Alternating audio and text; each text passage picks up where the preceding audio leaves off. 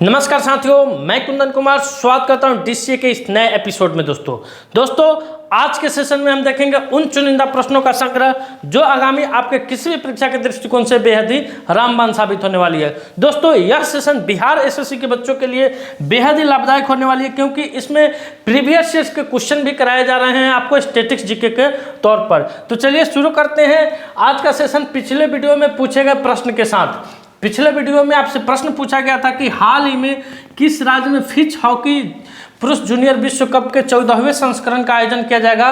तो तमिलनाडु में। कहाँ किया जाएगा? तमिलनाडु में, यानी ऑप्शन नंबर 2 इसका क्या हो जाएगा? करेक्ट उत्तर हो जाएगा। अब आते हैं अगले क्वेश्चन की तरफ। अगला क्वेश्चन कह रहा है कि अंतर्राष्ट्रीय बधिर अंधता दिवस कब मनाया गया है? इस दिवस को बताने से पहले, इसका उत्तर बताने से पहले इसका एक छोटा सा इतिहास जानते हैं। यह दिन प्रसिद्ध लेखिका हेलेन केलर, कौन थी दोस्तों? हेलेन केलर, जिनका जन्म 1880 में हुआ था, मृत्यु 1968 के जन्म की याद में मनाया जाता है, जो बधिर अंधता समुदाय की सबसे प्रतिष्ठित हस्तियों में से एक थी। विकलांग व्यक्तियों के, यानी जो बधिर होते हैं, अंधता होते हैं, वे सभी विकलांग, भारत में इन्हें दिव्यांग कहा जाता है। क्या कहा जाता है? दिव्यांग कहा जाता है। दिव्यांग व्यक्तियों के अधिकारों पर कन्वेंशन के लिए राज्यों के दलों का सम्मेलन COSF 2008 में स्थापित किया गया था। तो इस क्वेश्चन का उत्तर क्या हो जाएगा दोस्तों? 28 जून। क्या हो जाएगा? 28 जून इस क्वेश्चन का उत्तर हो जाएगा। आइए अगले क्वेश्चन की तरफ बढ़ते हैं। अगला क्वेश्चन आपके स्क्रीन पे है कि हाल ही में किसे AIIB का अगला अध्यक्ष नियुक्त किया गया है? तो दोस्तों ये सुंदर सा, नाजुक सा, कोमल हिरनी सा चेहरा देखकर आप पता लगा सकते हैं कि ये किस देश की है। तो ये चमगादड़ चीन की महिला है। कहाँ की महिला है? चीन की महिला है। इन्हें एशियाई अवसंरचना निवेश बैंक, क्या एशियाई अवसंरचना निवेश बैंक का अध्यक्ष नियुक्त किया गया है, जिनका नाम क्या है? जाओ जियाई। क्या नाम है? जाओ जियाई। क्या नाम है? जाओ जियाई। दोस्तों ये कहाँ की है? चीन की है दोस्तों। अब आते हैं अगले क्वेश्चन की तरफ। अगला क्वेश्चन आ रहा है आपको स्टैटिक्स जीके के तौर पे प्रोफेसर सुमन चक्रवर्ती को। किन्हें? प्रोफेसर सुमन चक्रवर्ती को पिछले क्लास में आपको पढ़ाए थे को IIT खड़गपुर का निदेशक नियुक्त किया गया है। किसे नियुक्त किया गया है? तो प्रोफेसर सुमन चक्रवर्ती को IIT खड़गपुर का क्या नियुक्त किया गया है? निदेशक नियुक्त किया गया है। उसके बाद कह रहा है आपका अगला क्वेश्चन है अनंथा चंद्रकासन को MIT में पहले भारतीय मूल के प्रोवेस्ट बने हैं। अनुराधा ठाकुर को सेबी बोर्ड का अध्यक्ष नियुक्त किया गया है। ब्रिटेन की खुफिया एजेंसी M16 ने पहली महिला प्रमुख ब्लेज मिलिट्री को नियुक्त किया है। मेटा ने अरुण श्रीनिवासन को भारत का नया मैनेजिंग डायरेक्टर यानी MD नियुक्त किया है। उसके बाद सन फार्मा ने कृति गनोरकर को MD नियुक्त किया है। इसरो के पूर्व अध्यक्ष एम सोमनाथन को चाणक्य विश्वविद्यालय बेंगलुरु का कुलाधिपति नियुक्त किया गया है।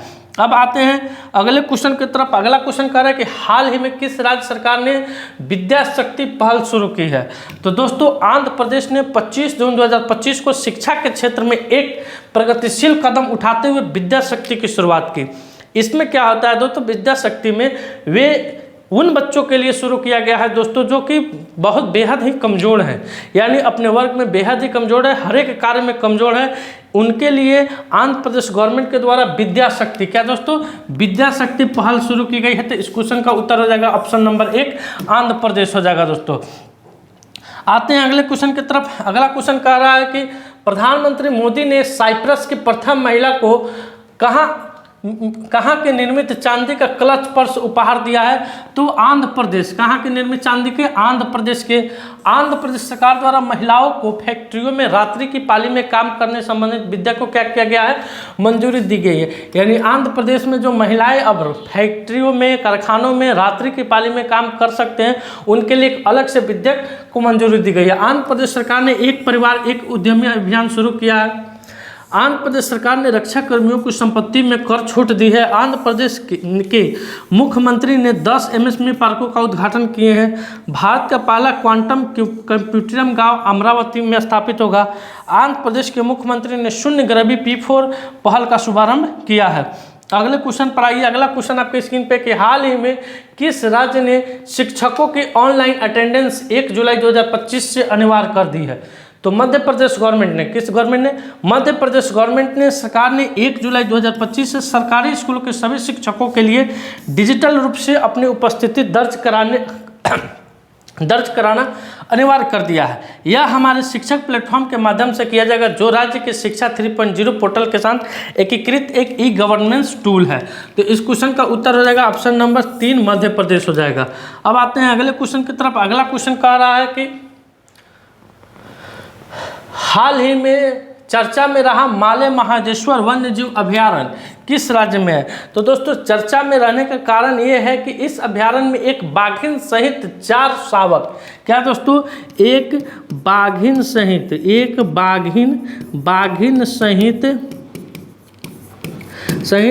4 शावक उसको कहा जाता है, शेर के छोटे बच्चों को क्या कहा जाता है? शावक कहा जाता है, जो कि क्या हो गए हैं? मृत अवस्था में पाए गए हैं, इसलिए चिंता का विषय था और चर्चा में रहा। अब महादेश्वर वन्य जीव अभयारण्य, इसकी स्थापना की अगर बात करें हम, स्थापना की अगर बात कर लें तो 2013 ईस्वी में इसकी स्थापना की बात कर ले तो कब हुई थी? 2013 ईस्वी में। कहाँ की है दोस्तों माले महादेश्वर वन्य जीव अभयारण्य? कहाँ की है? तो ये दोस्तों आपको बता दें कर्नाटक के। कहाँ के हैं? कर्नाटक के चामराजनगर जिले के, कहाँ? चामराजनगर जिले के पश्चिमी और पूर्वी घाटों के संगम पर स्थित है। अगले क्वेश्चन की तरफ आते हैं। अगला क्वेश्चन आपकी स्क्रीन पे है कि एशियाई भारोत्तोलन चैंपियनशिप 2026 की मेजबानी कौन करेगा? तो अहमदाबाद करेगा। कौन करेगा? अहमदाबाद करेगा। गुजरात ने 100% विद्युतीकरण रेल नेटवर्क हासिल करने वाला भारत का कौन सा राज्य बन गया है? तो 24वां राज्य बन गया है। गुजरात सरकार ईवी मोटर जो इलेक्ट्रॉनिक व्हीकल्स मोटर है उसका कर घटाकर कितना % कर दिया है? तो 1% कर दिया है। गुजरात पुलिस ने GP Drishti drone response and aerial surveillance technology invention कार्यक्रम शुरू किया है। अहमदाबाद के प्रसिद्ध सौदानगरी ब्लॉक प्रिंट को जीआई टैग मिला है। सैन्य अभ्यास जल थल रक्षा 2025 गुजरात में आयोजित किया गया है। अब आते हैं अगले क्वेश्चन की तरफ। अगला क्वेश्चन आपके स्क्रीन पे कह रहा है कि हाल ही में कहाँ सलखन जीवाश्म पार्क को यूनेस्को की संभावित सूची में शामिल किया गया है? तो सोनभद्र में सलखन जीवाश्म पार्क है। सोनभद्र में सलखन जीवाश्म पार्क है, जो विश्व के सबसे पुराने जीवाश्म स्थलों में से एक है, को यूनेस्को की विश्व धरोहर स्थलों की अस्थायी सूची में शामिल किया गया है। तो ये किस राज्य में है दोस्तों? तो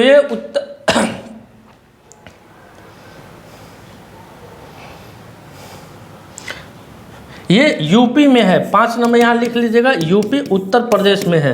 कहाँ है? उत्तर प्रदेश में है, यानी ऑप्शन नंबर 5 इसका क्या हो जाएगा? करेक्ट उत्तर हो जाएगा।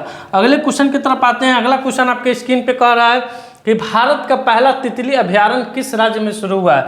तो दोस्तों केरल राज्य के वन्य जीव बोर्ड ने कन्नूर में अरलम वन्य जीव अभयारण्य का नाम बदलकर अरलम तितली अभयारण्य कर दिया है। इसके साथ ही यह भारत का संरक्षित वन बन गया, जो पूर्णतः तितलियों को समर्पित है। तो इसका उत्तर हो जाएगा केरल, यानी ऑप्शन नंबर 3 हो जाएगा।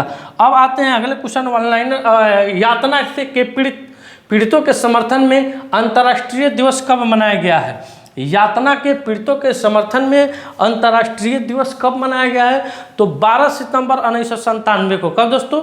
12 सितंबर 1997 के संकल्प 52/149 द्वारा संयुक्त राष्ट्र महासभा में 26 जून को यातना के पीड़ितों के समर्थन में संयुक्त राष्ट्र अंतर्राष्ट्रीय दिवस घोषित किया गया है, जिसका उद्देश्य क्या है दोस्तों? यातना का पूर्ण उन्मूलन और यातना और अन्य क्रूर, अमानवीय या अपमानजनक उपचार या दंड के खिलाफ कन्वेंशन को प्रभावित करना। विषय जो कि ये सब कुछ इम्पोर्टेंट उतना नहीं है, इसका इम्पोर्टेंट क्या आता है दोस्तों? ये कब इसकी घोषणा की गई?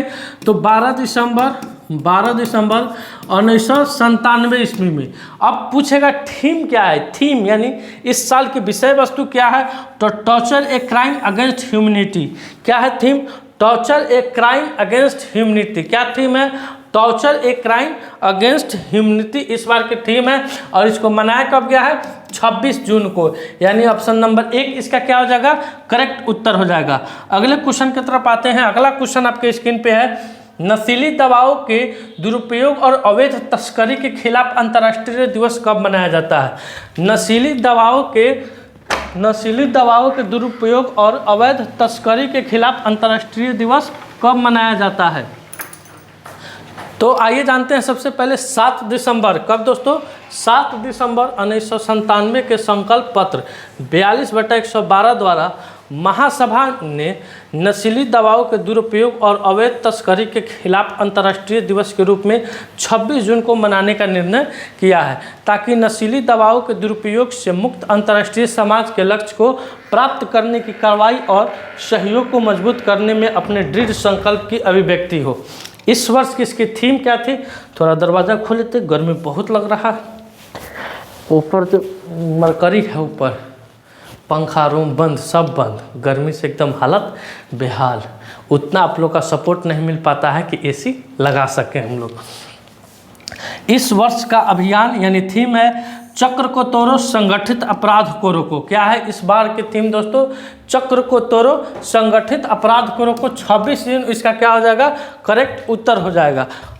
क्या हो जाएगा? 26 जून उसका करेक्ट उत्तर हो जाएगा। अब आते हैं अगले क्वेश्चन की तरफ। अगला क्वेश्चन आपके स्क्रीन पे कह रहा है,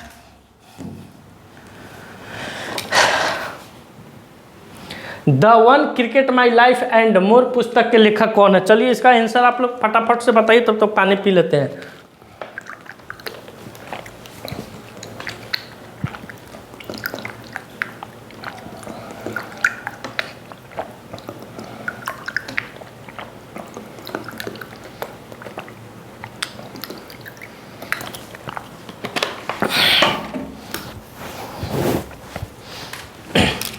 the one cricket my life and more पुस्तक के लेखक कौन है? शिखर धवन है। कौन है दोस्तों? शिखर धवन है, यानी ऑप्शन नंबर 2 इसका करेक्ट उत्तर हो जाएगा। शिखर धवन की ये पहली पुस्तक है, the one cricket my life and more. क्या है? The one cricket my life and more. अगले क्वेश्चन की तरफ आते हैं। अगला क्वेश्चन आपकी स्क्रीन पे आ रहा है, राजनाथ सिंह ने रेडी डेवलपमेंट एंड रिजर्वमेंट a blueprint for the transformation of India military नामक पुस्तक का विमोचन किए हैं। विद्या कृष्णन के द्वारा लिखित पुस्तक व्हाइट लिलीज का विमोचन हुआ है। हिमांशु राय ने पीएमओ थ्रू द एजेस पुस्तक लिखी है। रीता राममूर्ति गुप्ता के द्वारा लिखित पुस्तक win the battle of your mind and scroll less read more का विमोचन हुआ है। Ramanujan journey of a great mathematician नामक पुस्तक अरुण सिंघल और देवेंद्र कुमार शर्मा ने लिखे हैं। संजीव चोपड़ा ने the great conciliate Lal Bahadur Shastri and the transformation of India नामक पुस्तक लिखे हैं। अगले क्वेश्चन की तरफ आते हैं। अगला क्वेश्चन आपके स्क्रीन पे कर रहा है कि किस टीम ने अंडर 17 एशियाई कुश्ती चैंपियनशिप में ओवरऑल खिताब जीता है? तो भारत ने। किसने दोस्तों? भारत ने। ये 1 नंबर पर भारत है, 2 नंबर पर आपका चीन है और 3 नंबर पर आपका जापान है दोस्तों। तो भारतीय महिला टीम ने सभी भार वर्गों में अपना दबदबा कायम करते हुए कुल 10 पदक जीते हैं, जिसमें 5 स्वर्ण है, 3 रजत है और 2 कांस्य है। इस प्रकार 215 अंकों के साथ चैंपियंस ट्रॉफी में हासिल किया। चीन दूसरे और जापान तीसरे स्थान पे रहा। बात करें दूसरे स्थान पे कौन रहा तो चीन रहा, तीसरे स्थान की अगर बात करें तो जापान रहा है। और इस क्वेश्चन का उत्तर हो जाएगा ऑप्शन नंबर 1 भारत। अगले क्वेश्चन की तरफ आते हैं कि दूर की वस्तुओं को देखने के लिए किस उपकरण का उपयोग किया जाता है? दूर की वस्तु को देखने के लिए किस उपकरण का इस्तेमाल किया जाता है? तो बिहार एसएससी में ये पूछा गया प्रश्न है। बिहार एसएससी में पूछा गया प्रश्न है। ये सारे प्रश्न पूछे गए प्रश्न हैं, रिपीटेड प्रश्न है। चलिए यहाँ से शुरुआत करते हैं कि दूर की वस्तुओं को देखने के लिए हम लोग दूरबीन, किस चीज़ की उपयोग करते हैं? दूरबीन। द से दूर, द से दूरबीन। बैरोमीटर क्या उपयोग करता है? वायुमंडलीय दाब को मापने के लिए। बैरोमीटर का क्या उपयोग है? तो वायुमंडलीय दाब को मापने के लिए।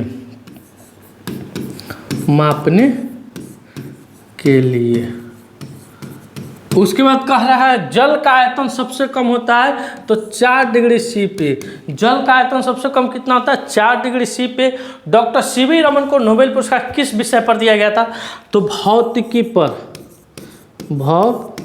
पर। अच्छा, पूछ दे कब दिया गया था, तो 1930 ईस्वी में। कब दिया गया था इनको? 1930 ईस्वी में।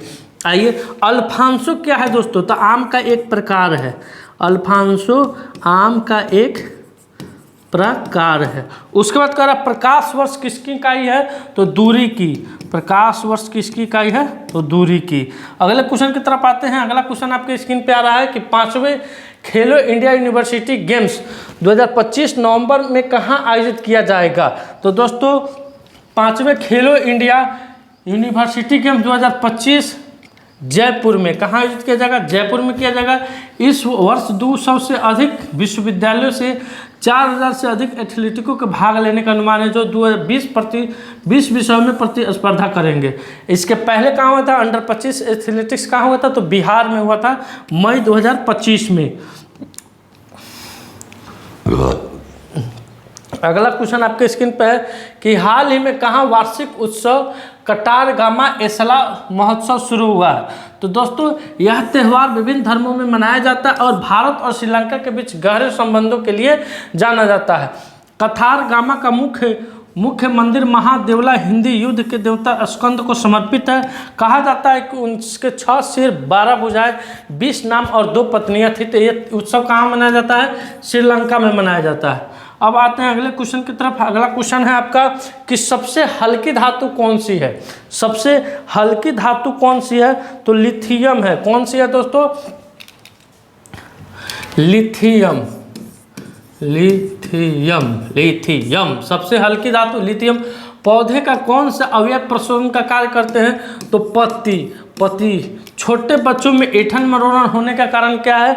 तो छोटे बच्चों में ऐंठन मरोड़न होने का कारण दोस्तों विटामिन B6 की कमी।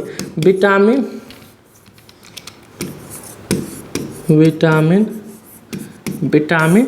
B6 की कमी। विटामिन B6 की कमी। इंसुलिन स्त्रावित होता है क्या दोस्तों? इंसुलिन स्त्रावित होता है पैनक्रियाज में। किसमें स्त्रावित होता है? पैनक्रियाज में। उसके बाद है ग्रह सूर्य के चारों ओर घूमते हैं, इसका कारण क्या है? तो गुरुत्वाकर्षण। क्या है दोस्तों? गुरुत्वाकर्षण।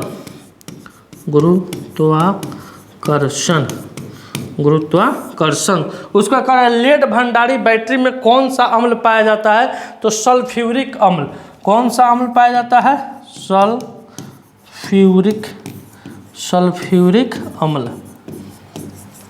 सल्फ्यूरिक अम्ल। लेड भंडारित बैटरी में कौन सा अम्ल पाया जाता है? सल्फ्यूरिक अम्ल पाया जाता है। अब आते हैं अगले क्वेश्चन की तरफ। अगला क्वेश्चन आपके स्क्रीन पर आ रहा है। बांग्लादेश ने किस दिन को नया बांग्लादेश दिवस घोषित किया है? तो बांग्लादेश 8 अगस्त को दोस्तों, कब? 8 अगस्त को नए बांग्लादेश के रूप में मनाए जाएंगे, जो नोबेल पुरस्कार विजेता मोहम्मद यूनिस के नेतृत्व वाली अंतरिम सरकार के शपथ ग्रहण की वर्षगांठ को चिन्हित करेगा।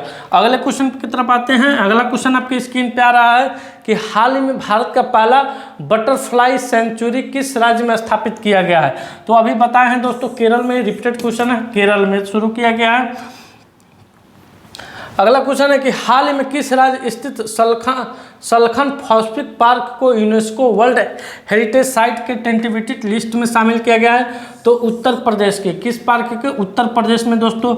अगले क्वेश्चन की तरफ आते हैं कि फाइकोलॉजी में किसका अध्ययन किया जाता है? फाइकोलॉजी में शैवाल का अध्ययन किया जाता है। फाइकोलॉजी में किसका अध्ययन किया जाता है? तो फाइकोलॉजी में शैवाल का अध्ययन किया जाता है। फाइकोलॉजी में शैवाल का अध्ययन किया जाता है। हास्य गैस क्या है? N2O। हास्य गैस। पानी को साफ करने के लिए उसमें किसका प्रयोग किया जाता है? तो ब्लीचिंग पाउडर का। किसका प्रयोग किया जाता है? ब्लीचिंग पाउडर का। उसके बाद क्लोरोफिल में कौन सा तत्व पाया जाता है? क्लोरोफिल में कौन सा तत्व पाया जाता है? तो मैग्नीशियम।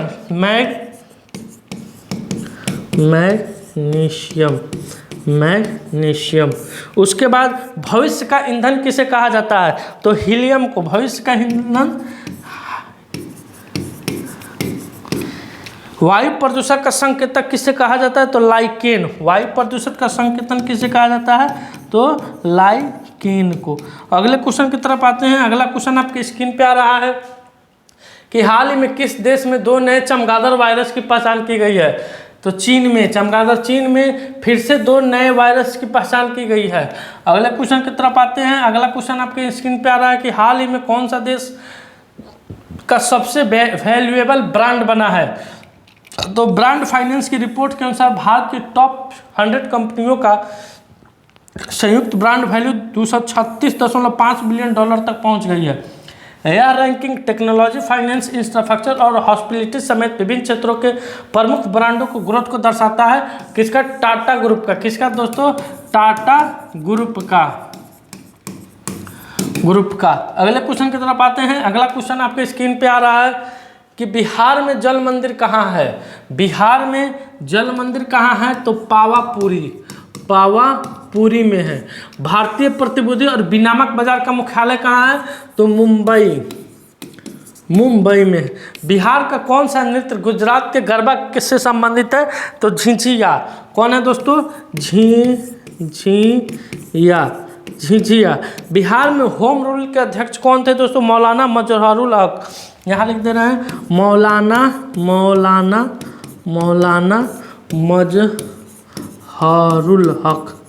मजहरुल हक। उसके बाद कह रहा है 1857 की क्रांति में पटना में दोस्तों विद्रोह का नेतृत्व किसने किया था? तो पीर अली। किसने किए थे दोस्तों? पीर अली। अगले क्वेश्चन की तरफ आइए। अगला क्वेश्चन आपके स्क्रीन पे आ रहा है कि हाल ही में प्रोजेक्ट एलिफेंट की 21वीं स्टीयरिंग कमेटी मीटिंग 26 जून 2025 को किस स्थान पर आयोजित किया गया है? तो प्रोजेक्ट एलिफेंट की 21वीं स्टीयरिंग कमेटी मीटिंग का आयोजन 26 जून 2025 को देहरादून, कहाँ दोस्तों? देहरादून में इसका आयोजन किया गया है दोस्तों। इस देहरादून स्थित इंदिरा गांधी राष्ट्रीय वन अकादमी में किया गया। इस बैठक की अध्यक्षता केंद्रीय पर्यावरण वन जलवायु मंत्री श्री भूपेंद्र यादव ने की है। यह बैठक हाथियों के संरक्षण, उनके प्राकृतिक आवास और मानवीय संघर्ष को कम करने के उपाय पर केंद्रित था। अगले क्वेश्चन की तरफ आते हैं। अगला क्वेश्चन है कि अंतर्राष्ट्रीय नारकोटिक्स कंट्रोल बोर्ड के अध्यक्ष Jagjit Pawaria, Indian vaccine manufacturer association के अध्यक्ष कौन है? कृष्णा एल, बीपीआरडी पुलिस अनुसंधान और विकास ब्यूरो के प्रमुख राजीव कुमार शर्मा। उसके बाद है राष्ट्रीय जांच एजेंसी के नए महानिदेशक सदानंद वसंत दाते, ऑल इंडिया रेडियो के नए महानिदेशक मौसम चक्रवर्ती, टाटा ट्रस्ट के अध्यक्ष नोएल टाटा, ईडी के अध्यक्ष राहुल नवीन। और आज का सवाल है द इमरजेंसी डायरीज पुस्तक का विमोचन किसके द्वारा किया गया है? तो इस क्वेश्चन का उत्तर आपको कमेंट सेक्शन में जाकर देना है दोस्तों। आज का सेशन मेरा यही समाप्त हुआ। वीडियो अच्छा लगे वीडियो को लाइक कीजिए, शेयर कीजिए, चैनल पर नए हैं तो चैनल को सब्सक्राइब कीजिए। मिलते हैं आपसे अगले वीडियो में, तब तक के लिए धन्यवाद। अपना ख्याल रखिएगा। भारत माता की जय।